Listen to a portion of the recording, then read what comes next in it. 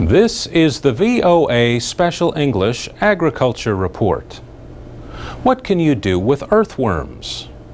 Some people use the creepy crawlers to catch fish, but others put worms to work making compost. Compost looks and feels like good soil. Gardeners and farmers add it to soil to make plants grow better. You can make compost from food waste at home with or without the help of worms. How the worms help is by first eating and processing the food. It comes out the other end of the worm as rich compost. Kim Gable from the University of Florida Extension Service in Key West says worms known as red wigglers are the best varieties to use. You need a container to hold the waste and the worms. The size of the composting bin depends on how much compost you want to make. You need about 1 kilogram of worms for each half a kilogram of daily food waste that you add. Kim Gable says the bin needs holes so the worms can breathe.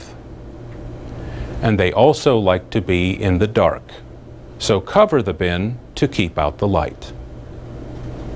One thing worms do not like is very high temperatures. Kim Gable lives in the warm climate of southern Florida. She keeps her worm bin indoors. Unpleasant smells can be prevented by controlling the amount of food waste added to the bin and avoiding meat or bones. For composting with worms, you need bedding that is moist but not too wet. The amount of water you add will depend on the bedding material you use.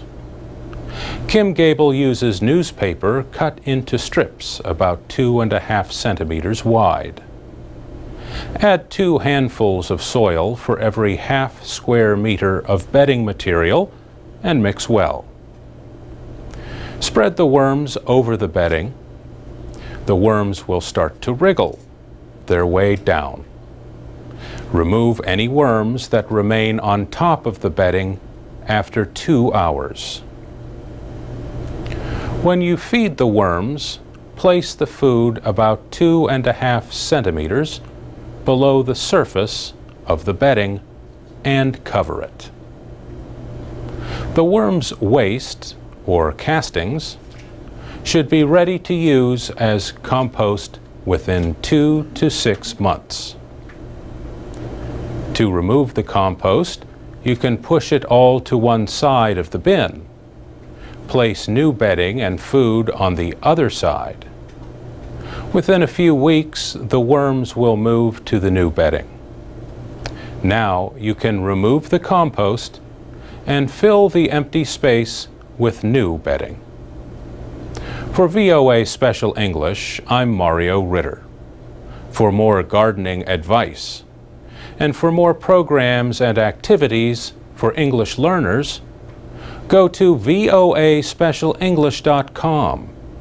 We're on Facebook, Twitter, and iTunes at VOA Learning English.